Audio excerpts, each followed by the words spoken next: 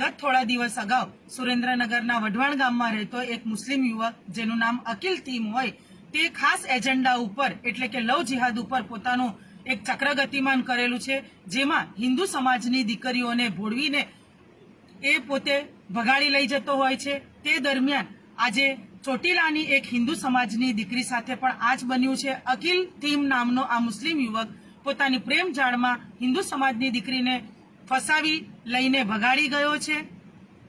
આ સંદર્ભે તમામ હિન્દુ સંગઠનો સુરેન્દ્રનગરના એસપી સાહેબને આવેદનપત્ર પાઠવવામાં આવ્યું છે અને એસપી સાહેબને એક જ માંગ કરી છે કે જલ્દીથી જલ્દી આના ઉપર કાર્યવાહી કરવામાં આવે અને હિન્દુ સમાજની દીકરીને ઘર વાપસી કરવામાં આવે। જો શોર્ટ ટાઈમની અંદર થોડા સમયોની અંદર જો દીકરી સુસુરક્ષિત પોતાના ઘરે પાછી ફરે નહીં તો તમામ હિન્દુ સંગઠનો દ્વારા ઉગ્ર આંદોલન કરવામાં આવશે અને ગાંધી ચિંધ્યા માર્ગે જાશું। જય શ્રી રામ।